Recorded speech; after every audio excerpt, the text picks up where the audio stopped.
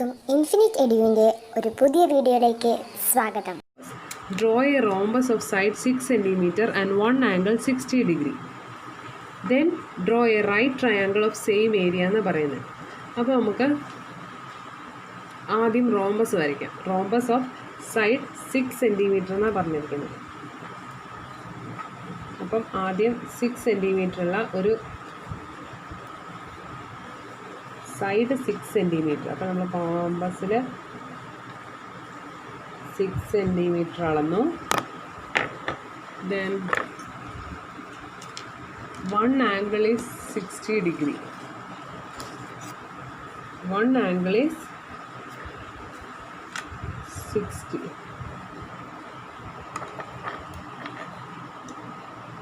60 degree പറഞ്ഞിട്ടുണ്ട്.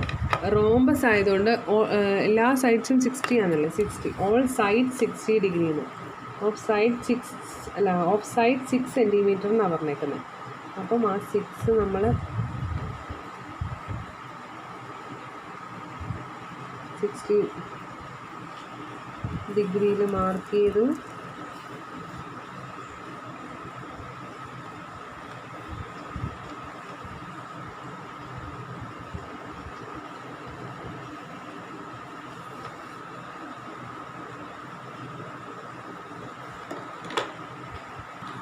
അപ്പോൾ നമ്മൾ കോമ്പസിൽ തന്നിരിക്കുന്ന പോലെ ഒരു റോംബസ് വരച്ചു. സൈഡ്സ് 6 cm ഈച്ചും ഒരു ആംഗിൾ 60 ഡിഗ്രിയും വരച്ചു.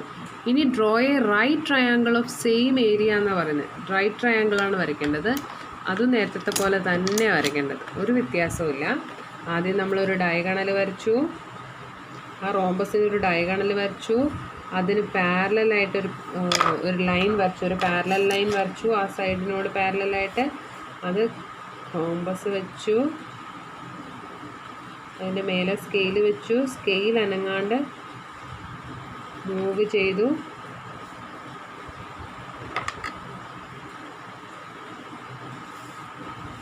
ബേസ് എക്സ്റ്റെൻഡ് ചെയ്തു. ആ വരച്ച പാരലൽ ലൈൻ ആ ബേസിനോട് കൂട്ടിമുട്ടിച്ചു. ഇനി എന്താ ചെയ്യണ്ടേ? ഈ മുട്ടിച്ച പോയിൻറ്റും ഈ പോയിൻറ്റും തമ്മിൽ കൂട്ടിമുട്ടിക്കും. പക്ഷേ ഇവിടെ പറഞ്ഞിട്ടുണ്ട് one and draw a right triangle of same area എന്നാണ് പറഞ്ഞിരിക്കുന്നത്. അപ്പോൾ ഇങ്ങോട്ടാണ് നമുക്ക് വരയ്ക്കേണ്ടതെന്നറിയാം. ഇത് 60 ആണെന്നറിയാം. അപ്പോൾ നമ്മുടെ 90 ഡിഗ്രി എവിടെ ആയിരിക്കണം? ഇവിടെ ആയിരിക്കണം. അപ്പോൾ ഇവിടെ നിന്ന് നമ്മൾ 90 ഡിഗ്രി മെഷർ ചെയ്യണം.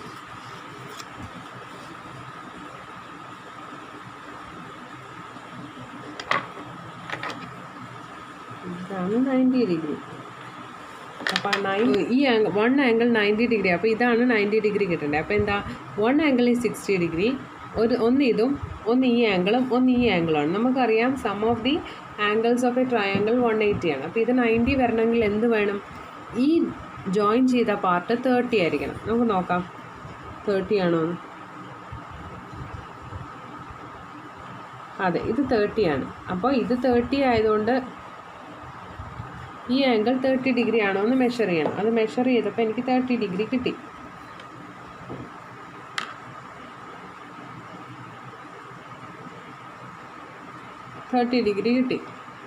അപ്പോൾ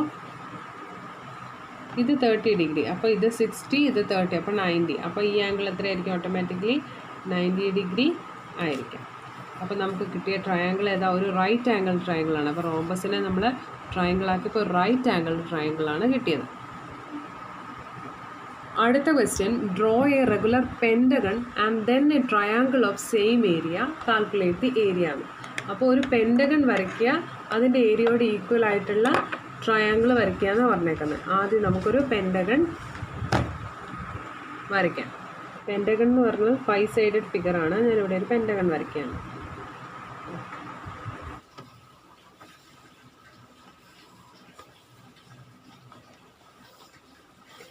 നമ്മളൊരു പെൻറ്റഗൺ വരച്ചു.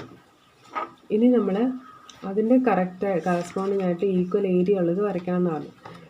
A, B, C, D, E. ഇനി അതിനൊരു ഡയഗണൽ വരയ്ക്കുക. ആദ്യം ഒരു ഡയഗണൽ വരയ്ക്കുക, BD വരയ്ക്കാം.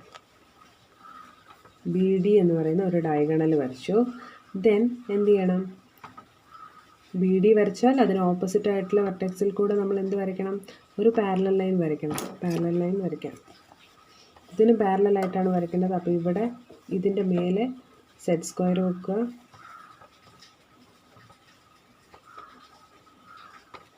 അവിടെ സ്കെയിൽ വെക്കുക. മൂവ് ചെയ്യാണ്ട്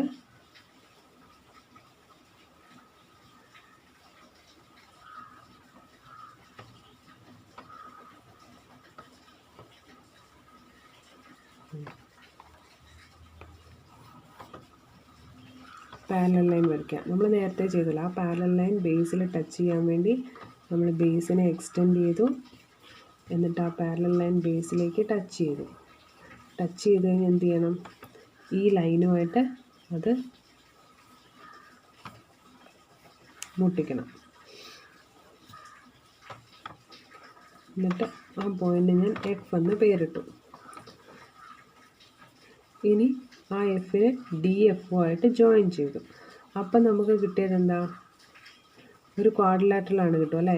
AFDE എന്ന് പറയുന്ന ക്വാഡ്രിലാറ്ററലാണ് കിട്ടുക. നമുക്ക് കിട്ടേണ്ടത് എന്താ? ഒരു ട്രയാങ്കിൾസ് ആണ്. അപ്പോൾ എന്ത് ചെയ്യണം? അടുത്ത ഡയഗണൽ വരയ്ക്കുക. ഇതാ ഇവിടെ നിന്ന് ഇങ്ങോട്ടൊരു ഡയഗണൽ വരയ്ക്കാമല്ലോ.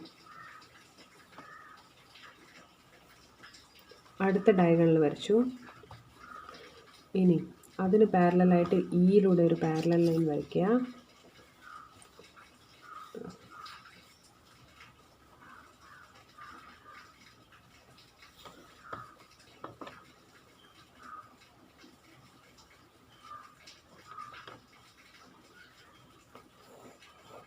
നേരത്തെ പോലെ തന്നെ പാരലൽ ലൈൻ വരച്ചാൽ ഈ ബേസ് ഇവിടെ നിങ്ങോട്ട് എക്സ്റ്റെൻഡ് ചെയ്യുക. എക്സ്റ്റെൻഡ് ചെയ്തു. എന്നിട്ട് ആ പാരലൽ ലൈൻ കൂട്ടിമുട്ടിക്കുക. എന്നിട്ട് ആ ഡിയിൽ നിന്നും ഒരു ലൈൻ വരച്ച് ഇവിടെ ഒരു പോയിൻ്റ് ആക്കുക. ഡിയിൽ നിന്നും ഒരു പോയിൻ്റ് ഇങ്ങോട്ട് വരച്ചു. ആ ലൈനിന് ഞാൻ ജി എന്ന് പേര് കൊടുത്തു. അപ്പോൾ നമുക്ക് എന്ത് കിട്ടി? നമുക്ക് GDF എന്ന ഒരു വലിയ ട്രയാങ്കിൾ കിട്ടി. GDF എന്ന വലിയൊരു ട്രയാങ്കിൾ കിട്ടി. ആ ട്രയാങ്കിളിൻ്റെ ഏരിയ എന്ന് പറയുന്നത് ആ പെൻഡഗണിൻ്റെ അതേ ഏരിയയാണ്. ഇനി നമുക്ക് ജസ്റ്റ് അതൊന്ന് കാൽക്കുലേറ്റ് ചെയ്യാം. ഏരിയ നമുക്കറിയാം. Area of triangle equal to half into base. ഇവിടെ എന്താ? ഇതാണ് വലിയ ട്രയാങ്കിൾ. നമ്മൾ വരച്ച ആ വലിയ ട്രയാങ്കിൾ ഇതാണ്. അപ്പോൾ ഇവിടെ എന്തുകൊണ്ടാണെന്ന് വെച്ചാൽ 2 ഡയഗണൽ എടുത്തു. അതിവിടെ 4 അല്ല 5 സൈഡ്സ് ഉള്ളതുകൊണ്ട് 2 ഡയഗണൽസ് എടുത്തു. അപ്പോൾ ബേസ് GF ഇൻറ്റു ഹൈറ്റ് കണ്ടുപിടിക്കണം. ഹൈറ്റ് എന്ന് പറഞ്ഞാൽ ഇതാണ് ഹൈറ്റ്. ഞാൻ H എന്ന് കൊടുത്തു. അപ്പം ഹൈറ്റ് എന്ന് പറയുന്നത് DH ആണ്. ഇനി അളന്ന് നോക്കാം. അത് ഹാഫ് ഇൻറ്റു GF അളന്ന് നോക്കാം. GF ജസ്റ്റ് ഒന്ന് അളന്ന് നോക്കാം. GF 10.2 ആണ്. ഇൻറ്റു DH 9.2 ആണ്. Equal to 5.1. 9.2 ഇൻറ്റു 5.1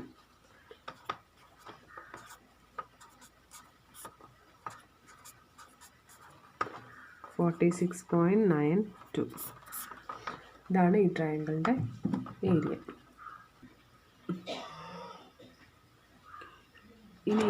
ഇനി ഈ ചാപ്റ്ററിലെ ലാസ്റ്റ് സെക്ഷനിൽ ട്രയാങ്കിൾ ഡിവിഷൻ ആണ് പറയുന്നത്. അതിൽ a line from the vertex of a triangle divides the length of opposite sides and area of triangle in the same ratio എന്നാണ് പറയുന്നത്. അതായത് ഇപ്പം നമ്മളൊരു ട്രയാങ്കിൾ വരച്ചു. ട്രയാങ്കിൾ വരച്ചാൽ അതിൻ്റെ ഒരു വെർട്ടെക്സിൽ നിന്ന് വരുന്ന ഒരു ലൈൻ എങ്ങോട്ടേക്ക്? ഓപ്പോസിറ്റ് സൈഡിലേക്ക് വരുന്ന ഒരു ലൈൻ. അത് ആ ട്രയാങ്കിളിനെ 2ആയിട്ട് ഡിവൈഡ് ചെയ്യുന്നു. അങ്ങനെ ഡിവൈഡ് ചെയ്യുന്ന 2 ട്രയാങ്കിളിൻ്റെയും റേഷ്യോ എന്ന് പറയുന്നത് സെയിം ആയിരിക്കും എന്നാണ് പറയുന്നത്. നമുക്ക് ക്വസ്റ്റ്യൻ നോക്കാം. In the figure, two lines are drawn from the top vertex of a triangle to bottom side. Prove that the ratio in which these lines divide the length of bottom side equal to ratio of area of three smaller triangles. Triangle വരച്ചു, നമ്മളതിനെ മൂന്നായിട്ട് divide ചെയ്തു. ഇനി പറയേണ്ട എന്താണെന്ന് വെച്ചാൽ ഈ താഴെയുള്ള ലൈൻസ്, അതായത് ബേസിനെ നമ്മൾ മൂന്നായിട്ട് ഡിവൈഡ് ചെയ്തു, അതേ റേഷ്യോയിലാണ് അതിൻ്റെ ഏരിയ എന്നാണ് നമുക്ക് പ്രൂവ് ചെയ്യേണ്ടത്. ഇവിടെ നമ്മൾ എക്സും വൈയും സെഡും കൊടുത്തു. അപ്പം ഏരിയ എന്ന് പറയുന്നതും അതേ റേഷ്യോ, അതായത് x is to y is to z തന്നെ ആകണം എന്നാണ് നമുക്ക് പ്രൂവ് ചെയ്യേണ്ടത്. അതിനുവേണ്ടി നമ്മൾ ആദ്യം എഴുതുക, let x y z be the parts of the bottom side. ഇനി നമുക്ക് എന്ത് കണ്ടുപിടിക്കണം? എച്ച്. നമുക്ക് ഏരിയ കണ്ടുപിടിക്കണമെങ്കിൽ എച്ച് വേണമല്ലോ. അപ്പം നമ്മൾ let H B the height എന്ന് എഴുതും. ഇനി ഫസ്റ്റ് ട്രയാങ്കിൾ എടുത്താൽ എന്താ? ഫസ്റ്റ് ട്രയാങ്കിളിൻ്റെ ഏരിയ എന്താ? ബേസ് എക്സ് അല്ലേ? അപ്പം നമ്മൾ ആദ്യം ഹൈറ്റ് എച്ച് എന്നെടുത്തു. ഇനി നമ്മൾ എല്ലാത്തിനെയും ഹൈറ്റ് സെയിം ആയിട്ടാണ് എടുത്തിരിക്കുന്നത്. ഇനി first triangle, area of the smaller triangle എന്താണ്? ആ ചെറിയ സ്മോളർ ട്രയാങ്കിളിൻ്റെ ഏരിയ എന്തായിരിക്കും?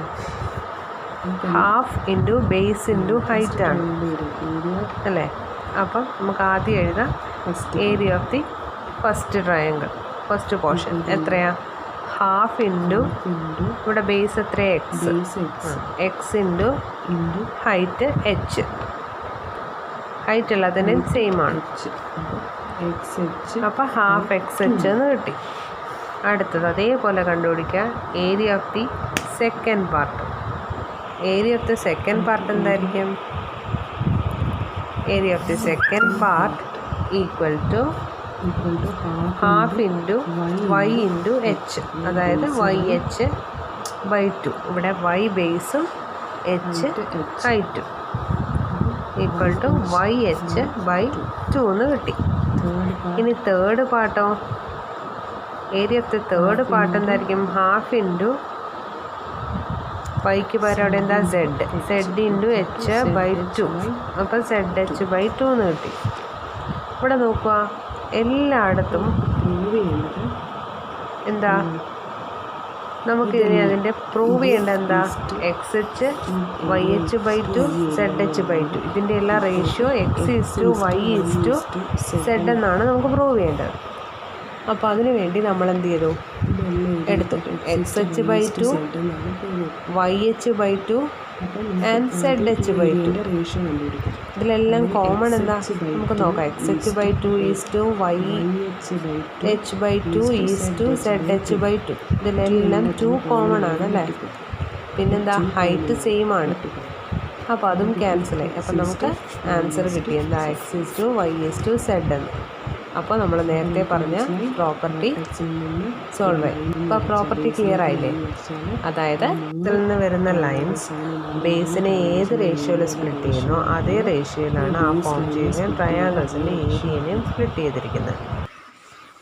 ഇന്ന് നമ്മൾ പറയാൻ പോകുന്ന question, in the picture top vertex of a triangle is joined to midpoint of opposite side, then the point midpoint is joined to other 2 vertices. അതായത് top vertex base ഒരു മിഡ് പോയിൻറ്റിലേക്ക് ജോയിൻ ചെയ്തു. Then ആ mid point ഇനി 2 വെർട്ടെക്സിലേക്കും join ചെയ്തു. അങ്ങനെയാണെങ്കിൽ ആ area 4 ട്രയാങ്കിൾസിൻ്റെ area എന്ന് പറയുന്നത് ഒറ്റ ട്രയാങ്കിളിൻ്റെ ആ വലിയ ട്രയാങ്കിളിൻ്റെ 1/4 ഓരോ ഏരിയ എന്നാണ് പ്രൂവ് ചെയ്യേണ്ടത്. അതിന് ഇത് മിഡ് പോയിൻ്റാണ്. അതിന് നമ്മൾ ആദ്യം ഈ പറയുന്ന മിഡ് പോയിൻ്റാണെന്ന് നമുക്കറിയാം. അപ്പം ഇത് പകുതിയാണ്, ഇത് പകുതിയാണ്. അപ്പം നമുക്ക് പ്രൂവ് ചെയ്യേണ്ടത് area of the 4 triangles equal to 1/4 of area of the whole triangle എന്നാണ് പ്രൂവ് ചെയ്യുന്നത്. ഇനി ഇ എന്ന് പറയുന്ന മിഡ് പോയിൻ്റ് ആണെന്ന് മനസ്സിലായി എ ഡിയുടെ. അപ്പോൾ എ ഇ എന്ന് പറയുന്നതും ഇ ഡി എന്ന് പറയുന്നതും ഈക്വലാണ്. അപ്പം area of a b e എന്ന് പറയുന്നത് equal to half into area of a b d ആണ്. അതേപോലെ തന്നെ area of b e d എന്ന് പറയുന്നത് half of area of a b d ആണ്. അപ്പോൾ അത് രണ്ടും കൂടെ കമ്പൈൻ ചെയ്താൽ ഒരു half of a b d ഒരു ഹാഫ് എ ബി ഡിയും കൂടെ ചേർത്താൽ ഫുൾ എ ബി ഡി ആവും. അപ്പോൾ area of triangle a b e plus area of triangle b d e equal to area of triangle a d b. ഇതേപോലെ നമുക്ക് ഇപ്പുറത്തെ സൈഡും പറയാൻ പറ്റും. അപ്പോൾ നമുക്ക് എന്ത് എഴുതാം? Area of a e c plus c d c equal to a d c എന്ന് പറയാം. ഇനി നമുക്കറിയാം area triangle a d b plus a d c എന്ന് പറയുന്നതാണ് ആ വലിയ ട്രയാങ്കിൾ അല്ലേ. A d b a d c എന്ന് പറയുന്നതാണ് വലിയ ട്രയാങ്കിൾ എ ബി സി. അപ്പം എ ഡി ബി എന്ന് പറഞ്ഞാൽ നമുക്കറിയാം മുകളിൽ കണ്ടുപിടിച്ച് വെച്ചിട്ടുണ്ട് a b e plus b d e ആണ്. അതേപോലെ എ ഡി സി എന്ന് പറഞ്ഞാലോ A e c plus a d C. അപ്പോൾ ഇതെല്ലാം നാലും കൂടെ കൂട്ടിയാലാണ് വലിയ ട്രയാങ്കിൾ എ ബി സി കിട്ടും.